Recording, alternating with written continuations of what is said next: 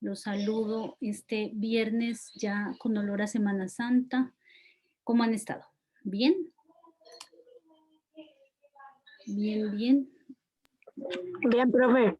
Ya, Profe, bueno, ya estamos casi finalizando.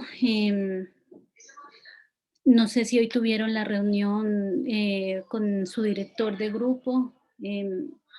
Teníamos que informarles que la próxima semana, pues obviamente es la Semana Santa, un poquito para descansar, un poquito de pronto para aquellos que no están al día, ponerse al día, aprovechar el tiempo y más que todo reflexionar y cuidarse mucho porque lo que se nos viene en cuanto a este bicho harto que nos ha confinado, pues es duro, peligroso. Entonces, eh, antes que nada, yo sí quiero pedirles eh, o recomendarles más bien que seamos muy cuidadosos, que tratemos de mantenernos en la casita, cuidemos a nuestros papás, a nuestros abuelitos, a los tíos y nosotros mismos.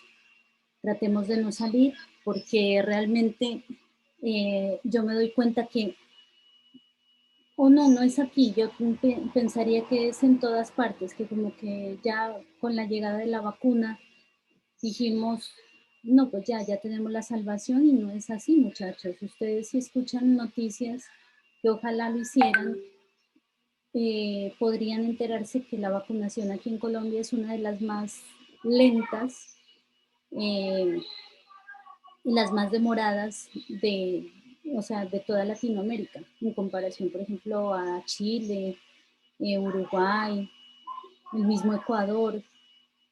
Entonces, niños, pues no está por demás decirles que se cuiden y que ustedes le recomienden también a sus papás, a sus tíos, a sus abuelos que se cuiden, porque si hemos llegado aquí, eh, pues gracias a Dios, bien, pues ya nos queda de pronto un caminito para hasta ver si algún día nos aplican esa vacuna. Yo estoy esperando con ansias realmente la vacuna. Esperemos que lleguemos sanos, confiando en Dios y entregándole nuestra vida y nuestra salud a Él.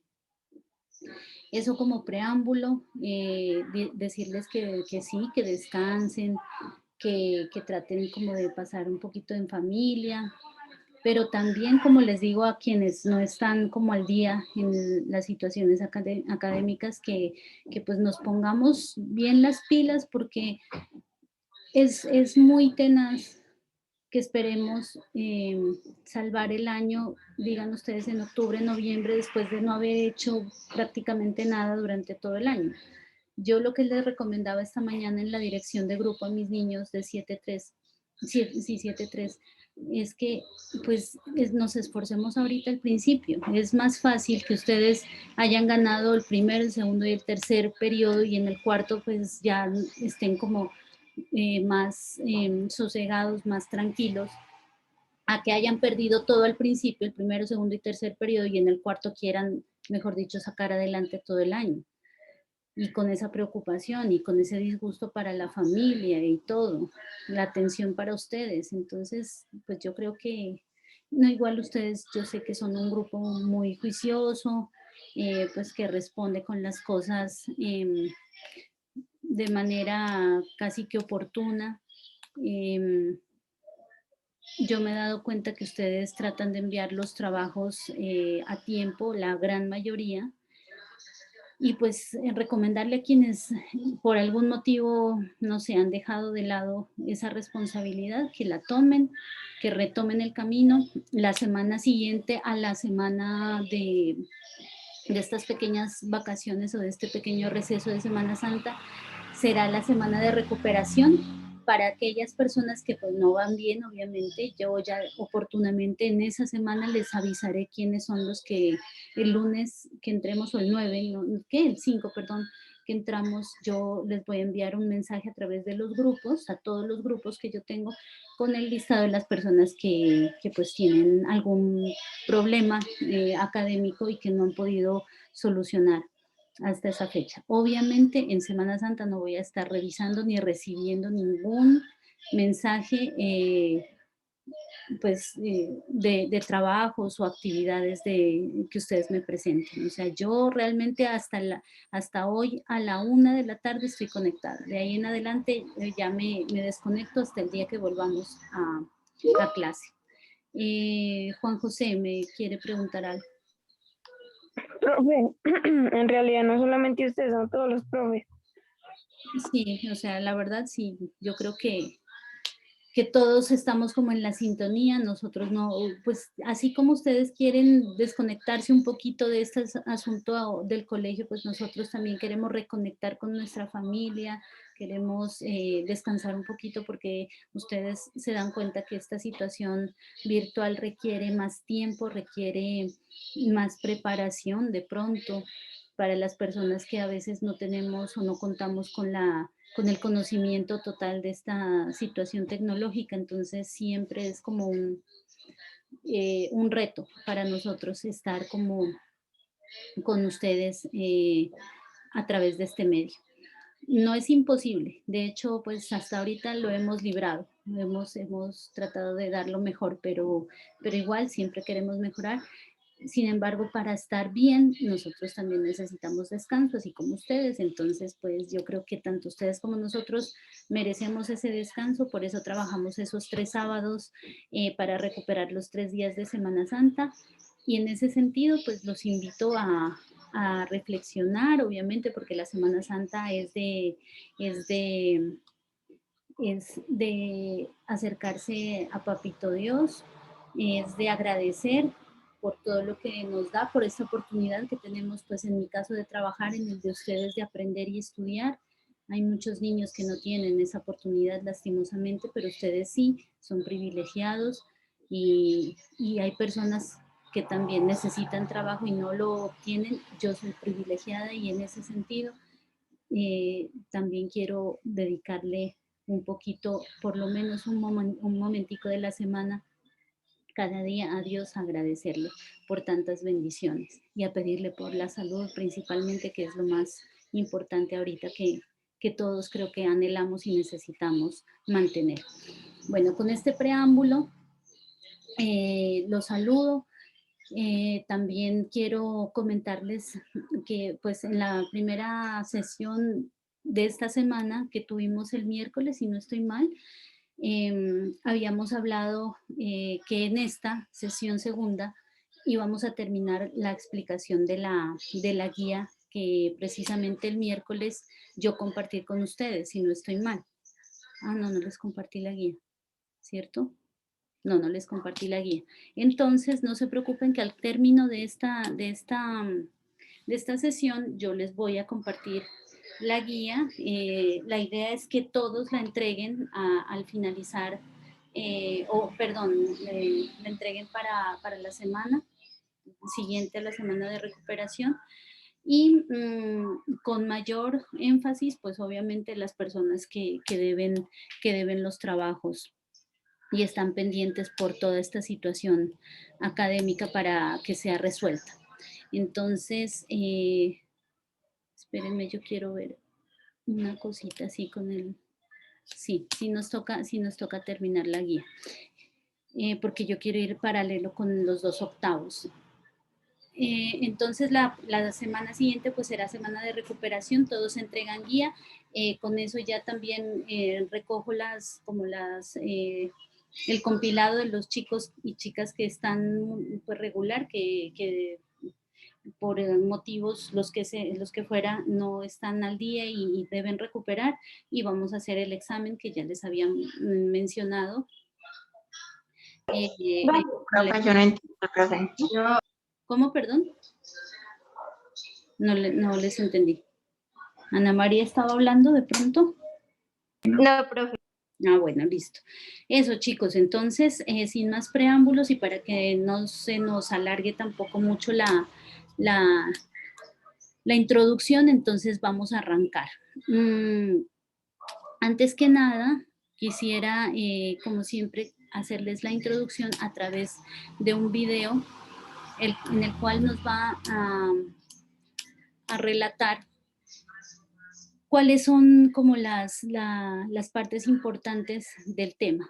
Recordemos que finalizamos con reproducción asexual en las plantas, si ustedes recuerdan, y en esta oportunidad yo les quiero ya enfatizar en la reproducción sexual de las plantas, la cual es muy importante teniendo en cuenta que esta ya es una reproducción que reviste un poco más de complejidad por cuanto ya hay la intervención de gametos masculinos y femeninos y obviamente eso va a hacer que haya una variabilidad genética.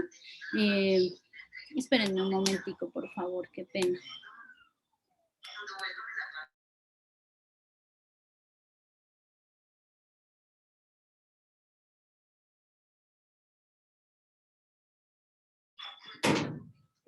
Perdón, hijos.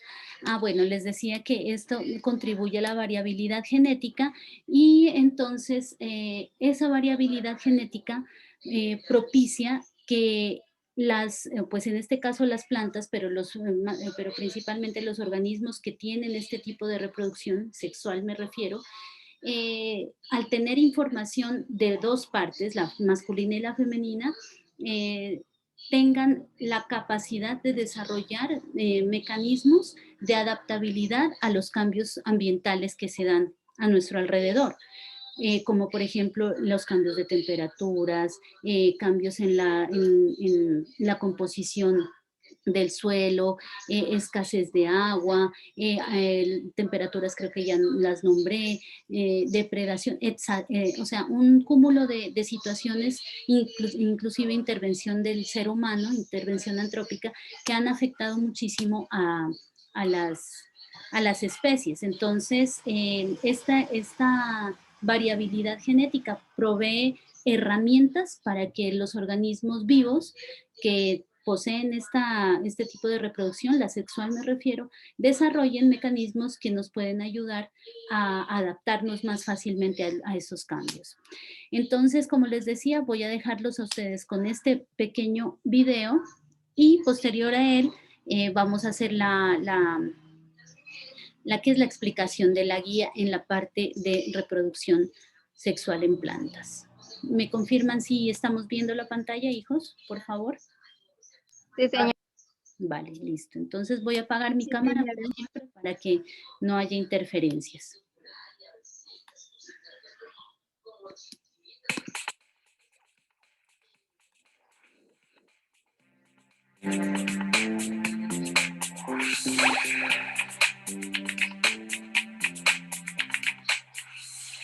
Hola, durante esta semana hablaremos sobre la reproducción en plantas. Es el proceso mediante el cual todas las plantas, al igual que el resto de los seres vivos, generan nuevos organismos iguales o semejantes a sus progenitores con el fin de perpetuar la especie. La gran variedad de formas que emplean las plantas para reproducirse se concentra en dos grandes grupos: la reproducción asexual y la reproducción sexual. Veamos en qué consiste cada uno.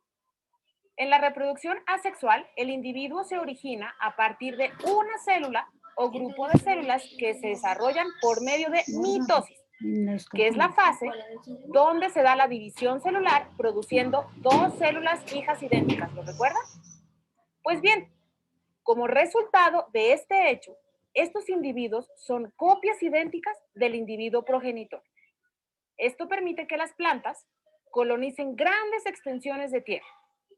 En este tipo de reproducción no existe variabilidad genética, es decir, que todas las células hijas son exactamente iguales a las células madres.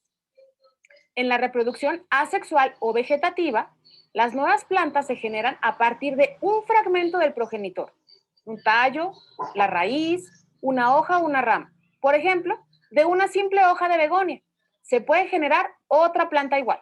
Las formas de reproducción asexual son dos: natural y artificial. La natural es la formación de una nueva planta a partir de cualquier órgano de la original, como por ejemplo tubérculos, que son tallos subterráneos que acumulan sustancias de reserva principalmente constituidas por almidón. Un ejemplo típico de tubérculo es la papa. Sus ojos, es decir, esas manchitas cafés que tienen, son zonas meristemáticas, donde pueden germinar tallos y raíces.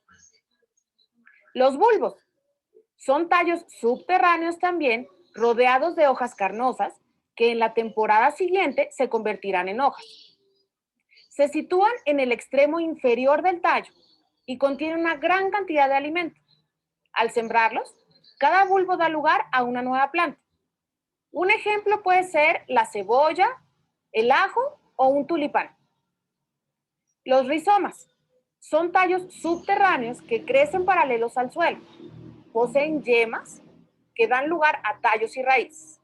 Sobre estos tallos crecen nuevas plantas. Es quizás el tipo de reproducción asexual más extendido entre los vegetales.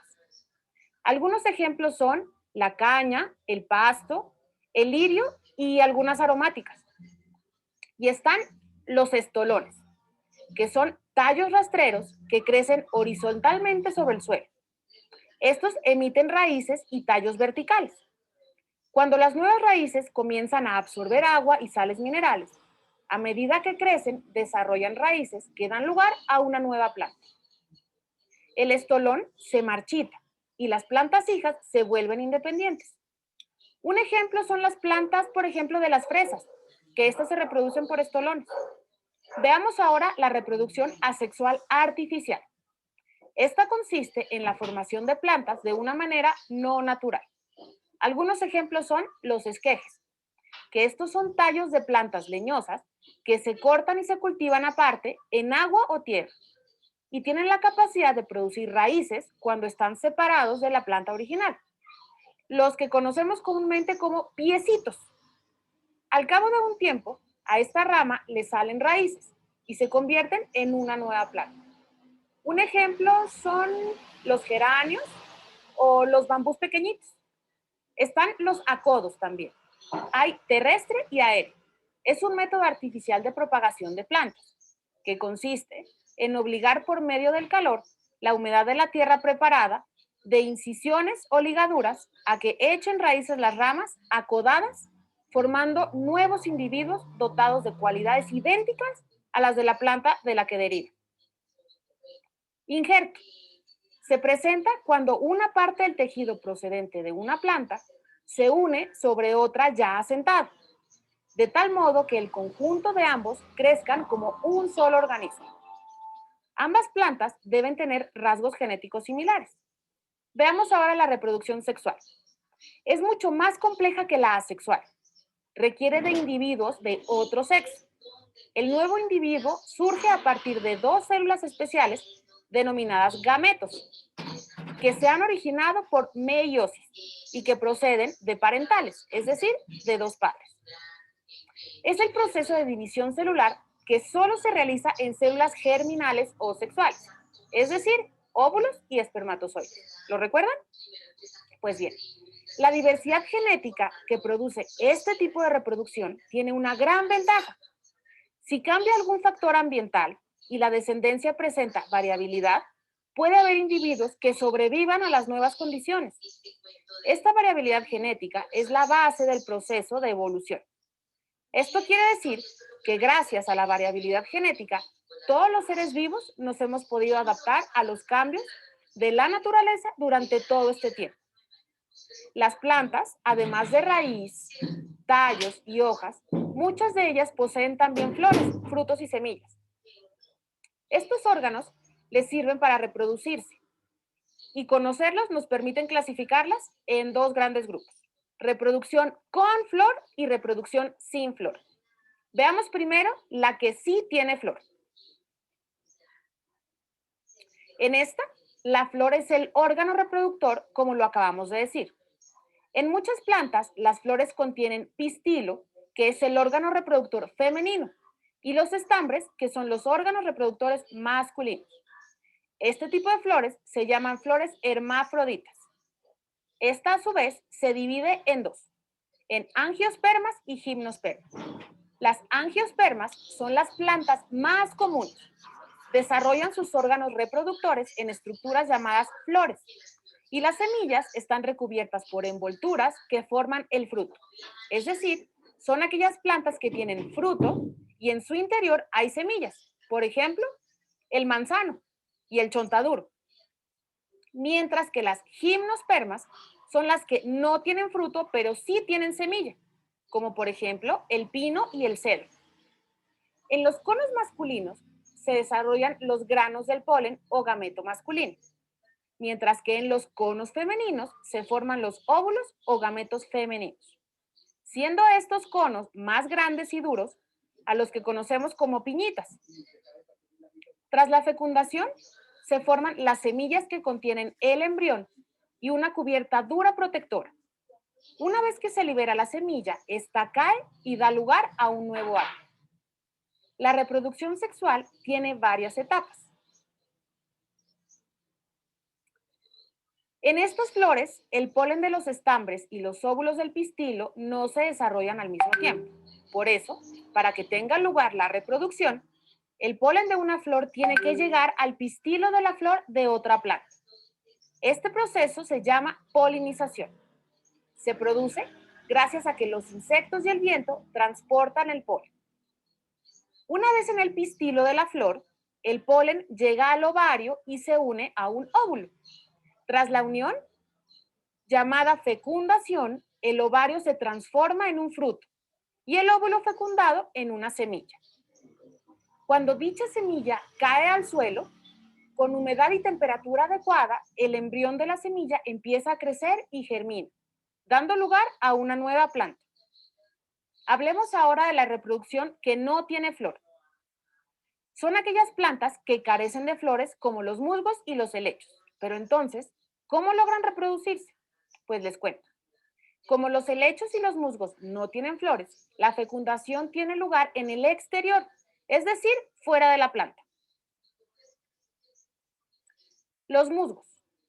Estas son pequeñas plantas que colonizan los sitios húmedos y requieren para su reproducción la presencia de agua, ya que el gameto masculino debe nadar hasta el gameto femenino. La parte más visible de un musgo es el gametofito. En el gametofito se encuentran las células reproductoras masculinas llamadas anteridios y las femeninas llamadas arquegonios. Los anteridios nadan hasta los arquegonios para lograr fecundarlos, dando lugar al cigoto. Este crece sobre el gametofito, dando lugar al esporofito. El esporofito forma esporas en una cápsula que cuando maduran se liberan. Las esporas caen al suelo y dan lugar al nuevo gametofito. Es una reproducción alternante, ya que el gametofito es haploide y el esporofito es diploide, realizándose la meiosis durante la formación de las esporas. Están también los helechos, que viven en lugares húmedos y cálidos, siendo parte en el pasado de los grandes bosques de la Tierra. Presenta una reproducción alternante también, siendo el gametofito y el esporofito dos organismos independientes. El esporofito es la parte más desarrollada. Está formada por un tallo subterráneo del que salen las hojas llamadas frondes. En el revés de los frondes se encuentran los esporángios, lugar donde se forman las esporas por meiosis. Las esporas germinan en el suelo, dando lugar al gametofito subterráneo, que tiene una forma como de corazón. En el gametofito se forman los anteridios, que son, como dijimos, las células reproductoras masculinas, y los arquegonios, que son las reproductoras femeninas. ¿Lo recuerdan, cierto? Pues bien. Los anteridios llegan hasta los arquegonios y cuando se fusionan dan lugar al cigoto. El cigoto se desarrolla originando un nuevo esporofito. En resumen, la reproducción de plantas se lleva a cabo de dos formas, una asexual y otra sexual. La asexual se genera por mitosis, a partir de un fragmento del progenitor, dando como resultado las nuevas plantas. La sexual requiere de individuos de otro sexo. El nuevo individuo surge a partir de dos células especiales denominadas gametos, que se han originado por meiosis y que proceden de parentales, es decir, de los padres.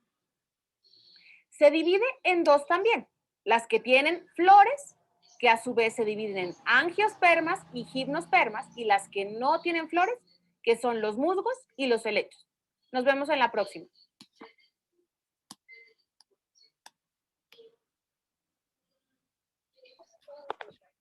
Bueno, chicos, entonces, a ver, espérenme un momentico, abro esta cosa. Bueno, yo creo que en el video estamos como muy claros ya en los conceptos, ¿cierto? Entonces nos habló de los dos tipos de reproducción que tienen las plantas, el que habíamos visto que era la asexual, y ahora para enfatizar en la sexual, que como les decíamos antes, requiere que un proceso un poquito más dispendioso por cuanto hay la intervención de dos gametos, el masculino y el femenino. Aquí se puede dar o dividirse en dos partes, las que tienen la reproducción sexual que en las plantas que no tienen flores y en las plantas que sí tienen flores, ¿no? En las que no tienen flores podríamos encontrar aquí a los musgos y a los helechos, ¿cierto? Y entonces aquí vamos a hablar de las plantas briófitas. Estas viven en sitios que son muy húmedos, que no son vasculares. Ustedes se acuerdan que cuando hablábamos de plantas vasculares son aquellas que tienen vasos conductores que conducen la savia bruta y la savia elaborada, savia bruta por xilema y savia elaborada por floema, pero estas no la tienen, no tienen semillas tampoco. Y la parte de la reproducción de este tipo de plantas, que son los musgos y las hepáticas, se hace a través de esporas. Eso lo van a encontrar en su guía de trabajo. A su vez, los musgos, ¿no? También son estructuras que son muy pequeñas, también se obligan a vivir en ambientes que son muy húmedos, necesitan mucha agua para su supervivencia. No tienen tampoco vasos conductores, y ya que no son plantas vascularizadas. Y la manera como ejercen su reproducción o su nutrición también es absorbiendo a través de las raíces todo lo que hace parte de los nutrientes que tiene el agua y el suelo, ¿sí? En cuanto a la reproducción, estas también la hacen a través pues de esporas, ¿sí? Entonces, ¿cuál es la importancia de las esporas en este tipo de plantas? Que precisamente es a través de las esporas que caen al suelo, o sea, las esporas ya serían como el cigoto ya fecundado, ¿sí? Porque para la formación de la espora ha tenido que intervenir el gameto masculino y el gameto femenino de la planta. En este caso sería de los musgos y de los helechos, por ejemplo. Entonces, al haber ya intervenido los dos, forman el cigoto, y este cigoto ya se hace la espora. De este cigoto se forma la espora, la cual cae al suelo y empieza, como decía en el video, a través de la acción de los nutrientes y todas las sustancias que le sirven precisamente para la alimentación a las esporas, entonces empieza a germinar una nueva planta de la misma característica. O bueno, con las características de los progenitores, pero que va a ser pues una nueva planta de la misma especie, es que quise decir. ¿Listo? Y después nos encontramos, por ejemplo, con los helechos, que son plantas hepáticas, ¿sí? Que hacen su sustrato, su alimentación, lo toman a través de los rizoides, que son como unas especies de raíces, ¿sí? Que tienen. Y adicionalmente, son un poquito, a ver, de mayor tamaño. Nosotros los conocemos los helechos, ¿sí? Son también o más, ¿qué les digo yo? Más complejos, podría decirse, que los musgos, ya que desarrollan de alguna manera vasos conductores, ¿sí? Entonces ellos sí podría decirse que de alguna manera son vascularizados teniendo en cuenta que desarrollan los vasos conductores. También se reproducen por esporas. Entonces las esporas en estos dos tipos de plantas son los que ejercen la mayor acción, por decirlo de alguna manera, para el proceso reproductivo, ya que estos al caer al suelo, entonces empiezan o dan pie para la germinación de una nueva especie de ellas, tanto de los helechos como de los musgos. Ahora sí tenemos que direccionarnos a la parte de la reproducción en las plantas que sí tienen flor, ¿sí? De las cuales podríamos hablar que unas tienen una semilla que está cubierta y otras tienen una semilla que está desnuda, prácticamente. Las que tienen la semilla desnuda se consideran o se llaman como gimnospermas, entre tanto las que tienen flores, ¿no? Que son más vistosas y que tienen una semilla que está cubierta por el fruto, podría decirse, se llaman angiospermas, que son como las más vistosas, ya les decía. Entonces, las gimnospermas se la relaciona generalmente con los pinos, ¿sí? O sea, ustedes piensen en las plantas gimnospermas, los pinos, y ustedes se han dado cuenta que los pinos poseen como unas piñas, ¿sí? Sí se han dado cuenta que tienen unas piñas los pinos, entonces en esas piñas las más grandes son no, ahorita sí se dedicaron a pasar, Dios mío, por esta calle, perdón, chicos. Las más grandes son la parte femenina, ¿sí? Cabe aclarar que estas plantas no tienen como una especie de flores, sino que se llaman inflorescencias. O sea, las flores como tal de estas plantas no son flores, sino inflorescencias, que tiene una masculina y una femenina. Resulta que la masculina es un poquito más pequeña y está cargada de unos conos en los cuales hay unos sacos que se llaman sacos polínicos. Y como su nombre lo indica, albergan los granitos de polen, ¿sí? Y a su vez, en las piñas, en las grandecitas, estas son ya los órganos femeninos, ¿sí? Se llama el cono femenino, y estas son las que contienen a su vez los óvulos que va a fecundar estos granitos de polen que van a pasar por acción del aire a fecundar a los óvulos. ¿Qué pasa con ellos? Cuando el polen ya se ubica en la piña, o sea, en el cono femenino, resulta que el polen fecunda el óvulo que se encuentra en este cono femenino y entonces empieza a formarse ya el cigoto, porque hay acción de los dos gametos, el masculino y el femenino. Siempre que hay acción de los dos gametos hay formación de cigoto. El cigoto es ya la semillita, ¿sí? Podría decirse. Y esta semilla cae al piso y entonces ahí también haciendo acción el suelo y los nutrientes y la luz solar alimentan a esta semilla y le dan pie para que empiece a crecer. Y ahora sí,